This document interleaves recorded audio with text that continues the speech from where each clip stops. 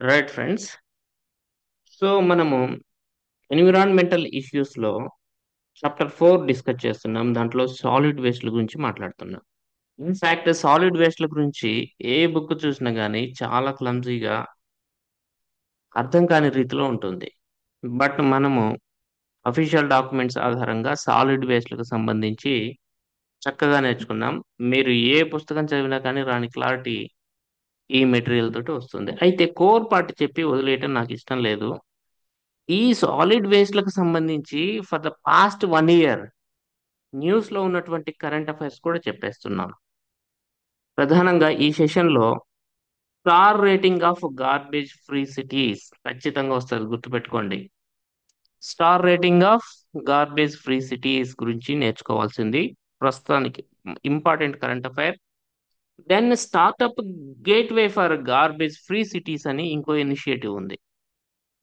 పిఏబిలో ప్రధానంగా వచ్చింది. Startup gateway for garbage free cities దాని గురించి చదువుకోవాలి. Then Swachh Survekshan awards 2023 awards, అట్లనే global waste management outlook report 2024 ఖచ్చితంగా అడిగేందుకు అవకాశం ఉన్నటువంటిది. ఇది చదవాల్సి ఉంటుంది. దెన్ ప్లాస్టిక్ ని తినేసే శిలీంధ్రాలకు సంబంధించి ఒక ఇన్వెన్షన్ వార్తల్లో ఉంది, దాని గురించి చదువుకోవాలి. అండ్ ప్లాస్టిక్ రాళ్ళు అనే ఒక కొత్త రకం రాళ్ళు, మామూలుగా మనం రాళ్ళు చూస్తూ ఉంటాం, ఇప్పుడు కొత్త రకం రాళ్ళు ఏర్పడుతున్నట్లుగా శాస్త్రవేత్తలు గుర్తించారు. ఈ ప్లాస్టిక్ రాళ్ళు అని పిలుస్తున్నాం, దానికి సంబంధించిన కొంత ఇన్ఫర్మేషన్. దెన్ ఈ వేస్ట్ మేనేజ్మెంట్ మీద ఒక సెంటర్ ఆఫ్ ఎక్సలెన్స్ ఇటీవల ఏర్పాటైంది. అది ఎక్కడ ఏర్పాటైంది అనేది చాలా ఇంపార్టెంట్. దెన్ భారతదేశంలో ఘన వ్యర్థ పదార్థాల నిర్వహణ కోసం 200 మిలియన్ డాలర్లు 200 మిలియన్ డాలర్ల రుణం భారతదేశం ఏజెన్సీ నుంచి, ఒక అంతర్జాతీయ సంస్థ నుంచి తీసుకుంది. దాని గురించి చదువుకోవాలి. And zero waste to land fill అవార్డును సాధించినటువంటి భారతదేశం మొదటి విమానాశ్రయం ఒకటి వార్తల్లో ఉంది. ఇది అడిగేందుకు అవకాశం ఎక్కువగా ఉంది. దెన్ చెన్నైలో ఒక డంపింగ్ సైట్ లో వ్యర్థాలను పారవేయటం అనే అంశాన్ని నిర్మూలించడం కోసం చెన్నై కార్పొరేషన్ వార్తల్లో ఉంది, దాని గురించి చదువుకుంటాం. I'm expecting question from this area. Plastic over shoot day 2024 నివేదిక వెరీ ఇంపార్టెంట్ ఫ్రెండ్స్. అండ్ లో కార్బన్ యాక్షన్ ప్లాన్ అని చెప్పి ఒక రాష్ట్ర ప్రభుత్వం లో కార్బన్ యాక్షన్ ప్లాన్ తీసుకొచ్చింది, దాని గురించి చదువుకోవాలి. And plastic recycling and sustainability global conclave వార్తల్లో ఉంది. అండ్ బయోట్రిగ్ అనేటటువంటి ఒక టెక్నాలజీ వార్తల్లో ఉంది, దాని గురించి చదువుకోవాలి. And bio remediation is also in news, ఇది చదువుకోవాలి. And decentralised waste management technology park is in news, ఇది వార్తల్లో ఉంది, ఇది చదువుకోవాలి. మీకు ఇవి ఖచ్చితంగా ఉపయోగకరంగా ఉంటాయి, గుర్తుపెట్టుకోండి. మొత్తం అంశం అంతా మనం నేర్చుకున్నాం. సాలిడ్ వేస్ట్లకు సంబంధించి సెంట్రల్ పొల్యూషన్ కంట్రోల్ బోర్డులో ఉన్నవన్నీ నేర్చుకున్నాం. అవి ఎనఫ్. ఇంకా మీకు 80% కవరేజ్ గ్యారంటీ క్వశ్చన్స్ దాంట్లోంచి వస్తాయి. 100% అని నేను చెప్పను, కానీ 80% క్వశ్చన్స్ వస్తాయి. కరెంట్ అఫైర్స్ కూడా నేర్చుకుని వెళ్ళాలి. కోర్ కరెంట్ రెండింటికి ఈక్వల్ ఇంపార్టెన్స్ ఇచ్చి ప్రిపేర్ అయిన వాళ్ళకే మంచి రిజల్ట్ వస్తుంది అనేది నా ఉద్దేశం. సరే ఫ్రెండ్స్, ఇది ఇంగ్లీష్లో కూడా యాజ్ ఇట్ ఈజ్గా ఉంది. Don't worry, English medium people worry కావాల్సిన పని లేదు. సేమ్ థింగ్ పెట్టాను ఇంగ్లీష్లో కూడా, కాబట్టి యూటిలైజ్ చేసుకోండి. ఈ పీడిఎఫ్స్ని పదే పదే చదువుకోవడానికి ట్రై చేయండి. సరే, first current affair of the day, that is star rating of garbage free cities. సింపుల్గా ఏంటంటే, నగరాల్లో పరిశుభ్రతను మెరుగుపరచడం కోసం, నగరాల మధ్య కాంపిటీషన్ని మెరుగుపరచడం కోసం, ఒక కాంపిటీషన్ ద్వారా పరిశుభ్రతను మెరుగుపరచడం కోసం కేంద్ర ప్రభుత్వ గృహ నిర్మాణ మరియు పట్టణ వ్యవహారాల మంత్రిత్వ శాఖ, ministry of housing and urban affairs, very important fact, జనవరి 2018లో ఈ star rating of garbage free cities అనే దాన్ని స్టార్ట్ చేయడం జరిగింది. ఏం చేస్తారు? నగరాల మధ్య పోటీలు పెట్టి పరిశుభ్రతను మెరుగుపరచడానికి కృషి చేస్తారు. అల్టిమేట్ గోల్ అయితే అవి 7 స్టార్ సిటీస్ గా పరిణామం చెందడానికి ఈ కార్యక్రమం ఉపయోగపడుతుంది. 7 స్టార్ సిటీస్ గా మార్చడమే ultimate goal of this programme. What is the result అంటే 2022లో ఈ కార్యక్రమం కింద ఇండోర్ భారతదేశంలోని మొట్టమొదటి 7 స్టార్ గార్బేజ్ ఫ్రీ సిటీగా గుర్తింపు పొందడం జరిగింది. భారతదేశంలో ఉన్న ఏకైక 7 స్టార్ గార్బేజ్ ఫ్రీ సిటీ ఏది అంటే ఇండోర్. 7 స్టార్ సిటీస్ లేవు. Only Indore is the 7 star garbage free city in India. 5 star cities ఏంటి అనేది కూడా చూడాలి. 5 స్టార్ సిటీస్ సూరత్, భోపాల్, మైసూర్, నవీ ముంబై, విశాఖపట్నం. మన రాష్ట్రం నుంచి విశాఖపట్నం మాత్రమే 5 స్టార్ సిటీ. ఇన్ఫాక్ట్ రాష్ట్రంలో అత్యంత క్లీనెస్ట్ సిటీగా పేరున్నటువంటిది విశాఖపట్నం. అండ్ తిరుపతి కూడా, సారీ, తిరుపతికి కూడా ఉంది ఫ్రెండ్స్. విశాఖపట్నం అండ్ తిరుపతి. విశాఖపట్నం తర్వాత తిరుపతికి క్లీనెస్ట్ సిటీగా పేరుంది. సో 5 స్టార్ సర్టిఫికేషన్ ని పొందినటువంటి నగరాలు ఇవి. చాలా చాలా ఇంపార్టెంట్ ఫ్రెండ్స్, గుర్తుపెట్టుకోవాలి దయచేసి. 7 స్టార్స్ గార్బేజ్ ఫ్రీ సిటీ అయితే దేశంలో ఒకే ఒకటి ఉంది, అది మధ్యప్రదేశ్లోని ఇండోర్. 5 స్టార్ సిటీ చూడండి: Surat, Bhopal, Mysore, Navi Mumbai, Visakhapatnam and Tirupati also 5 star garbage free cities. మొత్తం 3 అంశాల ఆధారంగా ఫ్రీ ఈ గార్బేజ్ ఫ్రీ సర్టిఫికేషన్ ని ఇస్తారు. 3 అంశాలు గుర్తుపెట్టుకోండి, ఏమిటి అవి అనేది అవసరం లేదు.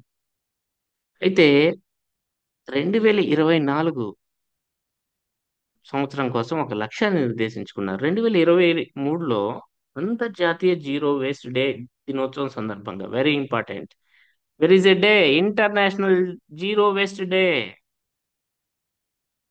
మార్చి 30ని జరుపుకుంటారు.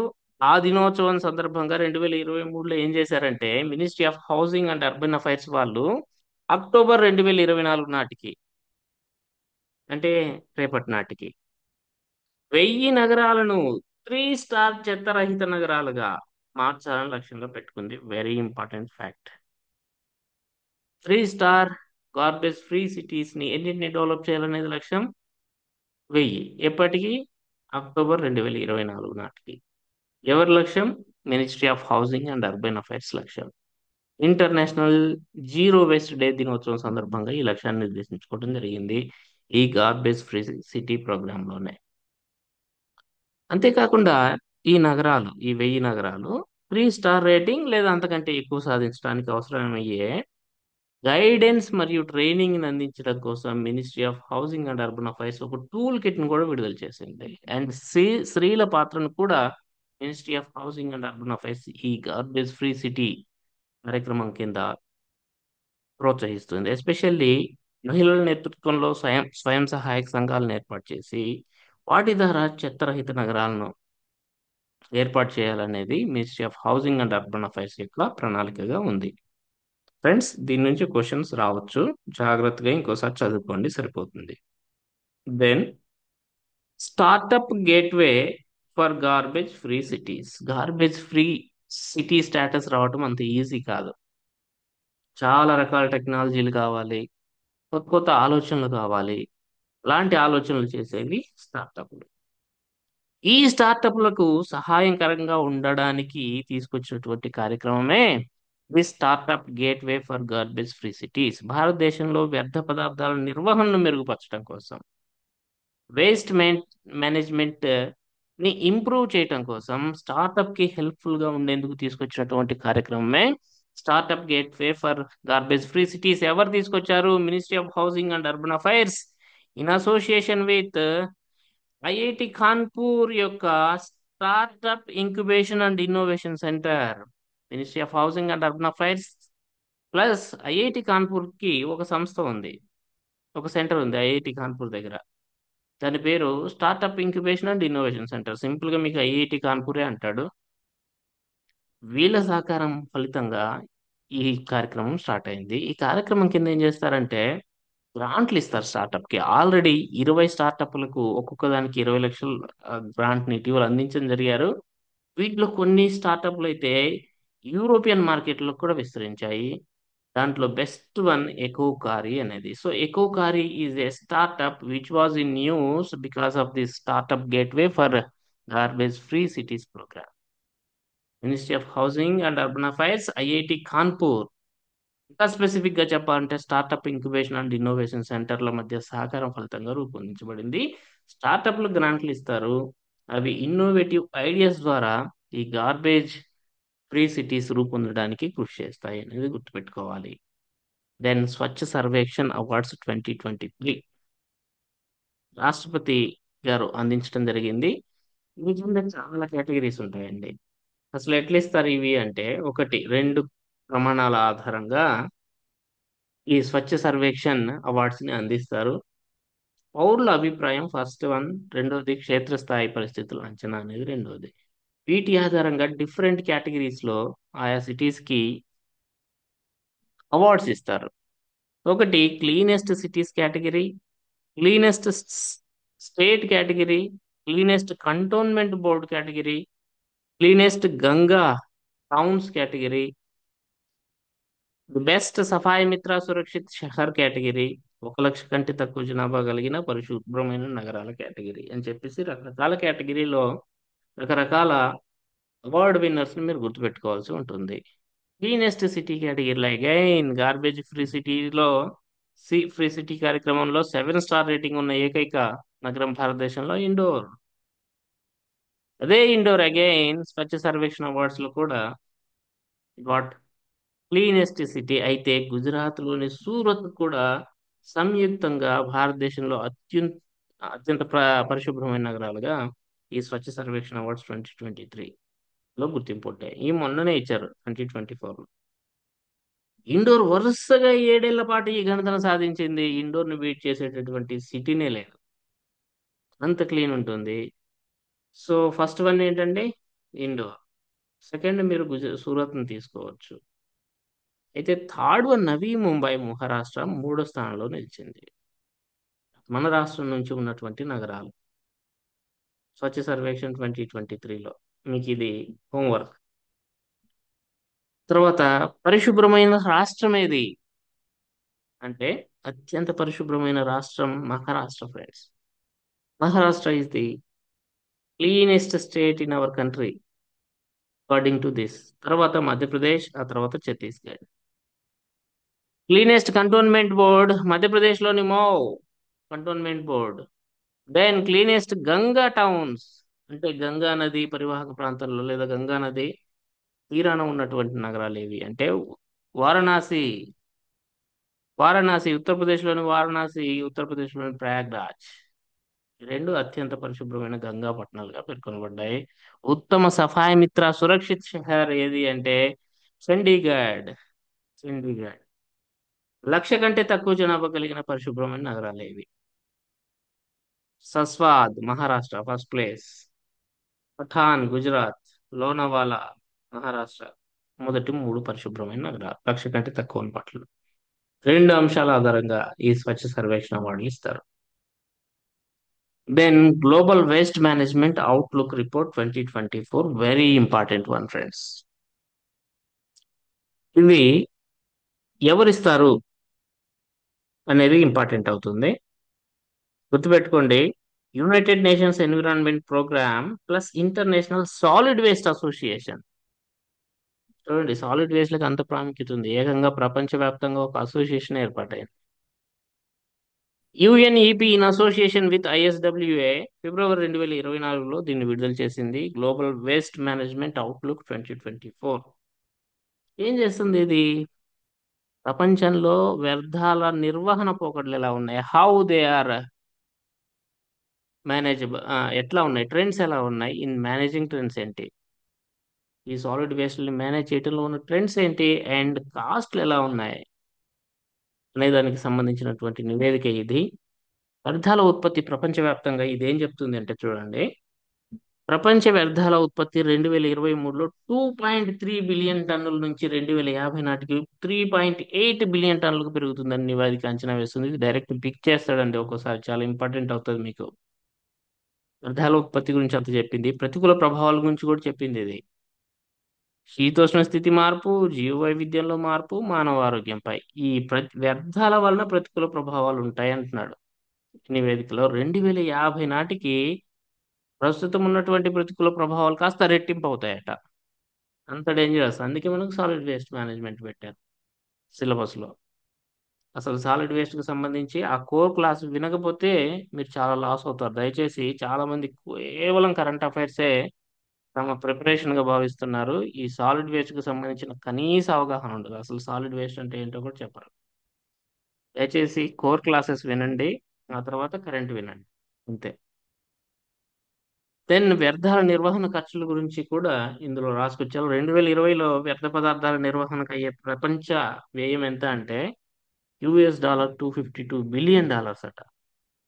2050 నాటికి ఇది దాదాపు 640 బిలియన్స్ కంటే రెండు కంటే ఎక్కువ రెట్లు పెరుగుతూ ఉంది అని నివేదిక అంచనా వేస్తుంది. సరిపోతుందండి. దెన్ ప్లాస్టిక్ ని తినేటటువంటి శిలీంధ్రాలు అని చెప్పేసి వార్తల్లో ఉన్నాయి. ఇన్ఫాక్ట్ ఇవి ఎప్పటి నుంచి వార్తల్లో ఉన్నాయి. బట్ ఈ మధ్యన వెరీ రీసెంట్ గా జర్మనీకి చెందినటువంటి Leibniz institute of fresh water ecology and inland fisheries అనే సంస్థకు చెందిన శాస్త్రవేత్తలు ప్లాస్టిక్ ను తినేటటువంటి శిలీంధ్రాలను గుర్తించడం జరిగింది. శిలీంధ్రాలు అంటే చాలా రకాలు ఉంటాయి కదా సార్, ఎన్నో రకాలు ఉంటాయి. వాటిలో పేర్లు చెప్పండి అంటే ప్లాస్టిక్ ని తినగలిగే శిలీంధ్రాలు చాలా ఉన్నా కానీ ప్రధానమైనవి మాత్రం రెండు.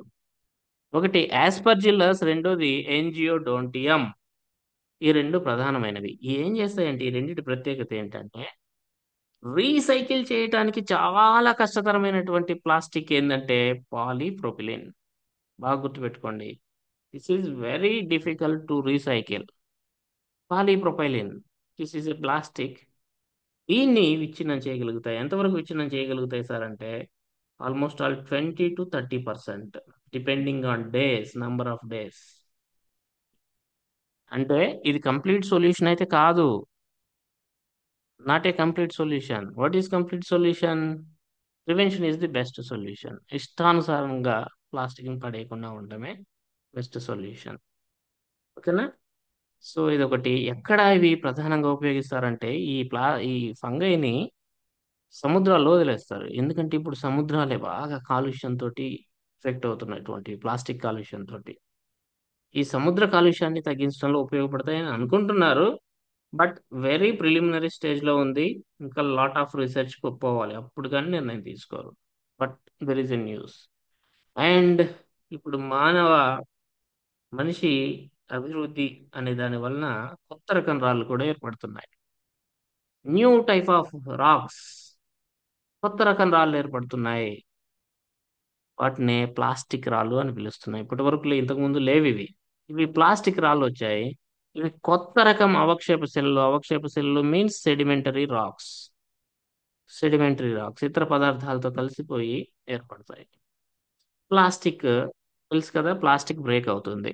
ఆ బ్రేక్ అయిన ప్లాస్టిక్ అంతా కూడా ఇసుక, గవ్వలు, కోరల్ రీఫ్స్ ఇలాంటి సహజ పదార్థాలతో కలిసిపోయి ఇలాంటి రాళ్ళు ఏర్పడే దశకు వచ్చాం. ఏంటి సార్ సిగ్నిఫికెన్స్? చాలా రాళ్ళ పేర్లు చాలా ఉంటాయి. బట్ ప్లాస్టిస్టోన్ అనేది ప్లాస్టిక్ వలన ఏర్పడిన రాయి. రెండోది ఫేమస్ వర్డ్, ఇది ఎక్కువ వాడతారు, ప్లాస్టిక్ గ్లోమరేట్. ఇది అడుగుతాడు ఫ్రెండ్స్, జాగ్రత్త చూడండి. ప్లాస్టిక్ గ్లోమరేట్ అనేది ప్లాస్టిక్ రాయి పేరు అఫీషియల్ గా, ప్లాస్టిక్ గ్లోమరేట్.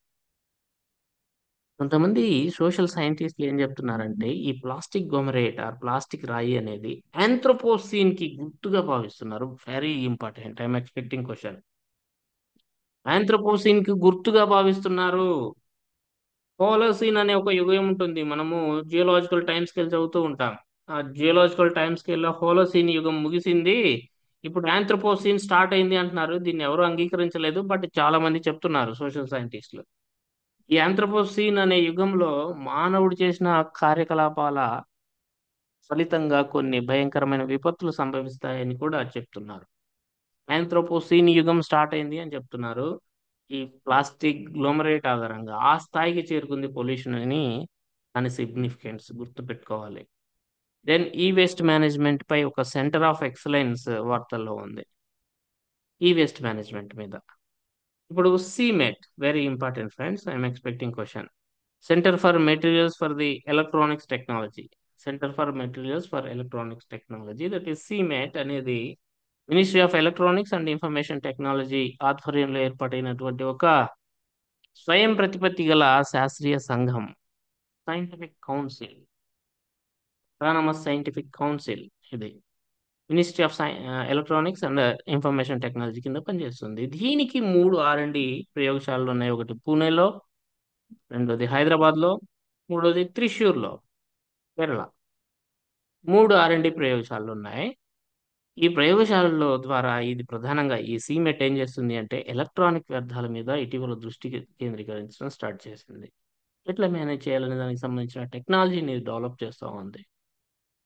ఆ ప్రక్రియలో భాగంగా సీమెట్ హైదరాబాద్ R&D సెంటర్లో, ఎక్కడ బాగా గుర్తుపెట్టుకోండి, సీమెట్ హైదరాబాద్ R&D సెంటర్లో ఈ వేస్ట్ మేనేజ్మెంట్ పై ఒక సెంటర్ ఆఫ్ ఎక్సలెన్స్ ఏర్పాటైంది.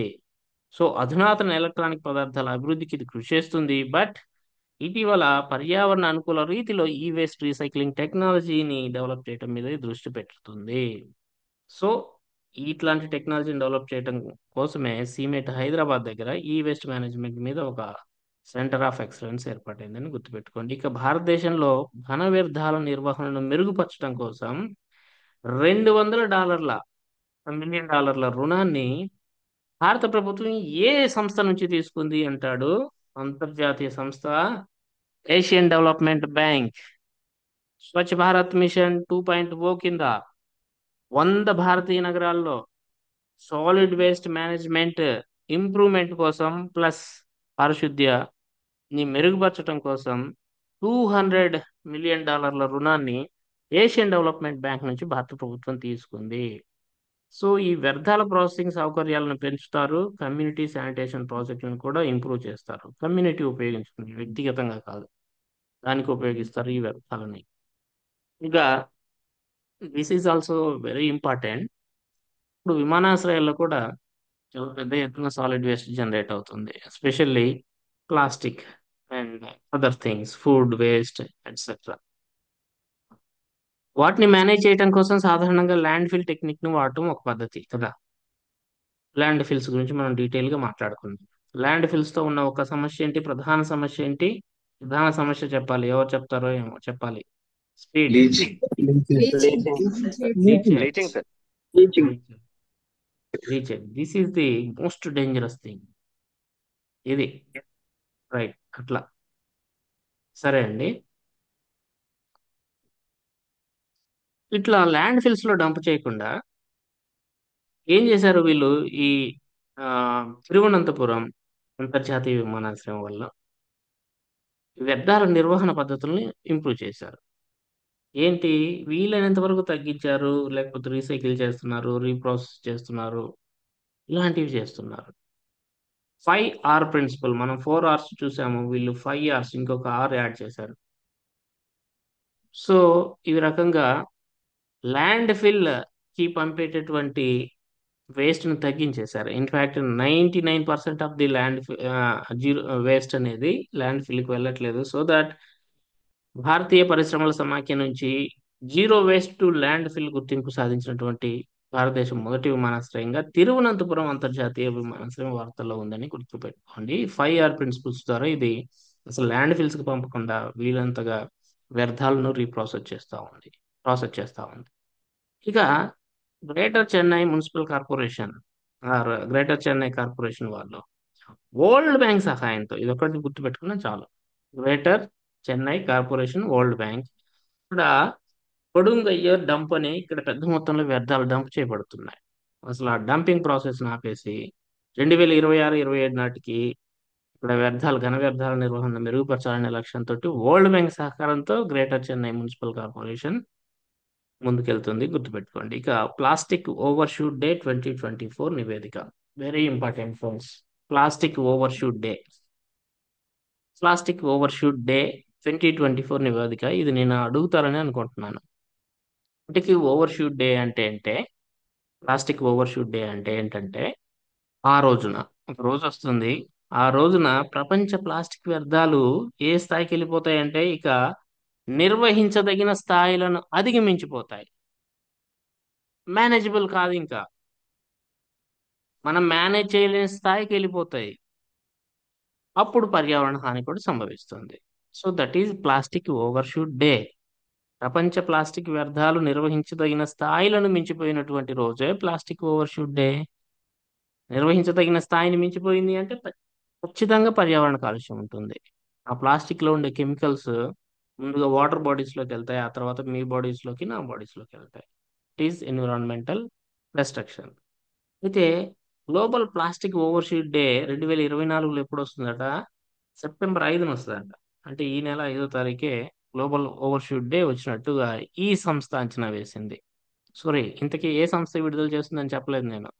ఒక లాభాపేక్ష లేని సంస్థ, non profit organisation, that is earth action అనేటువంటి సంస్థ ఈ ప్లాస్టిక్ ఓవర్షూట్ డే 2024 నివేదికను విడుదల చేసింది. Plastic overshoot day for global plastic overshoot day ప్రపంచవ్యాప్తంగా ఏ రోజు వస్తుందట? సెప్టెంబర్ 5. భారతదేశానికి ఎప్పుడు వస్తుందో కూడా చెప్పారు నివేదికలో.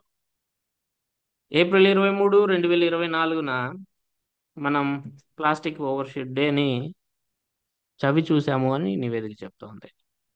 అట్లనే ఈ నివేదిక 2021 నుంచి ప్లాస్టిక్ వ్యర్థాలు 7% పెరిగినట్లు తెలియజేస్తోంది. జస్ట్ సరిగ్గా మేనేజ్ చేయకుండా ఉన్నటువంటి 12 దేశాలు 60% వ్యర్థాలకు కారణమవుతున్నాయి. సరిగ్గా ప్రాసెస్ కానటువంటి 60% వ్యర్థాలు జస్ట్ 12 దేశాల నుంచి ఆవిర్భవిస్తున్నట్లు ఈ నివేదిక చెప్పింది. అయితే భారతదేశాన్ని ఈ నివేదిక ఏం చెప్పింది?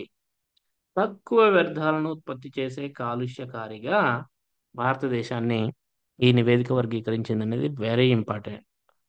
ఎందుకంటే పర్ క్యాపిటా పొల్యూషన్ మనకు తక్కువ.